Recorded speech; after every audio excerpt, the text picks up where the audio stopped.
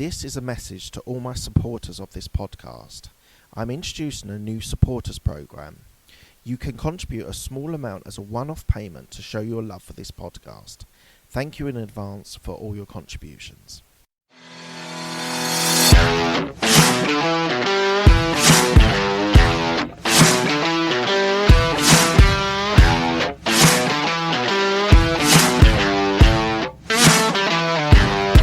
I just wanted to let you know before we start the podcast that I am doing an online podcast course, how to be able to create, get your guests, scale it and monetize it.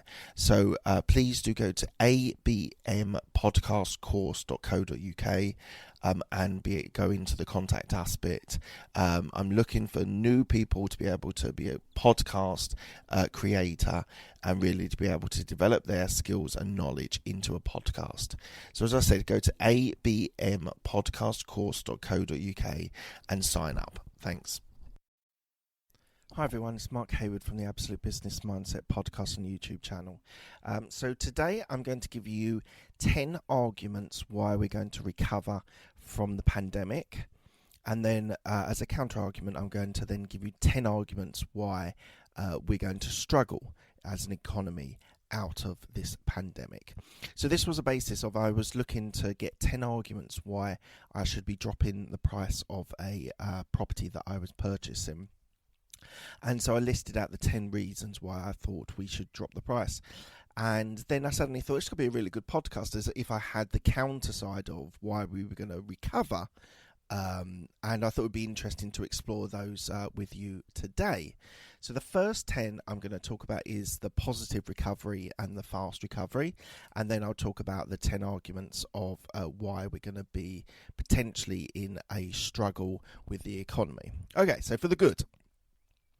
So number one is, as I've talked about the recovery way, I think in this case of these arguments, the V-shaped recovery is entirely possible because often recessions are followed up with either a U-shape or a V-shape, and I think it's a definite reason that we could get a V-shape.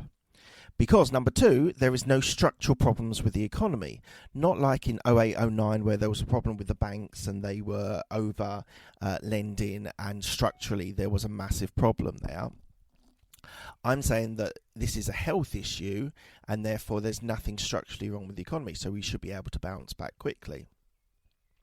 Number three, the stock market had taken a big dip, but it has shown signs of recovery in the last couple of weeks. They've probably recovered half of what they've dropped down.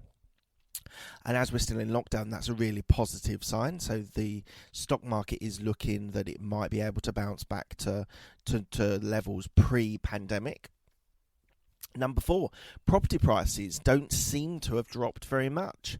I've been studying a couple of areas which are my goldmine areas, and the prices have not plummeted, and they really haven't. And maybe it will happen later on because sometimes the property game is a little bit slower to react than other, like the stock market, but we have not seen property prices drop.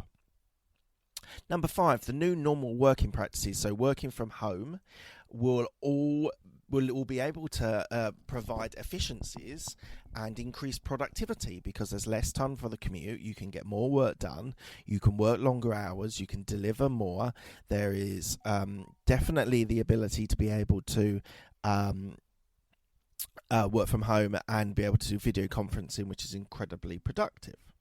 So number six, the government is committed to get the economy right. So the furlough scheme and various schemes helping businesses and loans and things that they've done, they are completely committed to get this economy working. The furlough scheme is going to be extended to the end of September, I think it is. And so they are committed to get this economy right. They're not taking shortcuts. They're not letting people suffer. They are maybe taking loans incredibly high, but they think they can pay it back, and they think the best way to keep the economy going is by doing these different schemes. Number 7, Brexit, which no one is talking about at the moment, actually opens up other markets. So that means that we can get arrangements with the US, arrangements with Latin America, with Africa, Asia, China, Australia, New Zealand. So Brexit actually opens us up not just to the European market, but to the world market. Number 8, there has been no mass redundancies in the UK. I know that's different in the US, where there are now 30 million, I think it's just over 30 million that have been made redundant. But in the UK, we have not had mass redundancies, mainly because of the furlough scheme, as the point before. Number 9, more flexible working habits will appear. So with this working from home, it means that you're able to be flexible with your timings. There's no problem with productivity if you take 2 hours out of your day and then work in the evening. This sort of flexible remote working is something that has worked in technology for a very long time, and I don't see any reason why we can't make that work for business, for finance, for other parts of the business world that wants to use remote working. And number 10, other countries are now opening up. So Spain and France and Italy are starting to loosen their restrictions. So this is good news. This means that we're starting to open up already. This is not the long-term break-in. I went out today to do some shopping for the family, and I saw coffee shops were open. Now, admittedly, there was an app to use, or there was social distancing, which is fine. But there are businesses that are now opening up, which is incredibly positive. So there are my 10 reasons why I think we could have an economy bounce back with a V shape rather than any with the U shape. So we've got all the positivity out of the way. Let's now talk about the 10 arguments why this economy might be in a bad shape. So the stock market has fallen by 35%. It is the first thing to go in any economy. The stock market drops. Now, there has been some recovery, but it doesn't look like there's going to be a bounce back to levels pre-pandemic. There is still a lot of fear in the stock market, and I think it will be one to watch whether that bounces back or whether that actually stagnates at the level it is, or even possibly lower. Number 2, arguments against a quick bounce back. Tourism is out. No one can travel to London, to the UK. No one can travel to the hotspots like Cornwall, Devon, or Lake District, or Sussex or Kent. People can't do tourism either inbound or at the moment we can't do local. There's no restaurants, there's no cinema, there's no retail. This is impacting every part of the economy. We are talking that there are parts of the economy which are completely shut down. Retail, for example. Online shopping has exploded, but people are not going out and buying.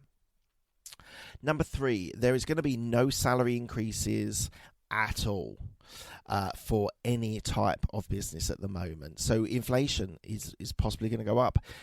Price of things will go up because in real terms there will be a fall because no one's having the pay increase and inflation is increasing. Number 4, are the furloughed people going to be sacked? There is a potential that a portion of the people who are furloughed, the businesses might realise they can work with half the staff and be just as efficient, and therefore they might have to make redundancies. Number 5, falling consumer and business confidence. All across the board, there is a lack of confidence in business at the moment. It's not functioning, it's not working properly. So there is a lack of confidence. Where there's lack of confidence in an economy, there is a recession.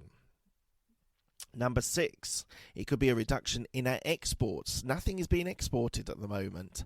Nothing is being trusted to be passed across. So all these products that we provide to Europe or the world are going to really, really struggle because they just cannot get their products or services out of the UK.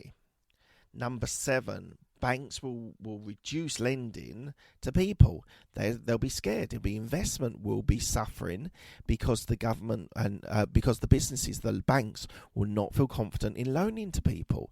This is obviously bad. Number 8, fall in manufacturing due to quarantine and fear of illness of the people.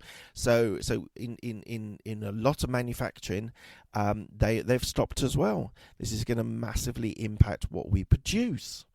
Number 9, 0 hours and self-employed people are vulnerable if they become ill and they won't be able to work.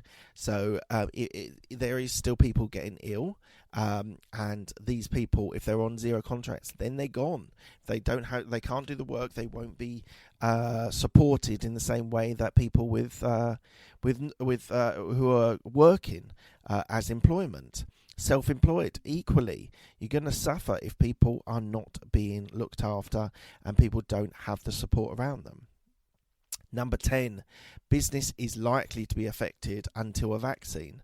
Now, a vaccine is not going to last, is not going to be available for some time. So what are we going to do? Are we going to have social distancing for another 6 months, 9 months, 12 months until a vaccine's done? That is the critical point of when we'll be able to get our business and our economy going forward once there's a vaccine. There is no indication that vaccine is coming soon. All right, guys, thank you so much for your subscribing, for your downloading. I really appreciate it, and I look forward to speaking to you soon. Thanks.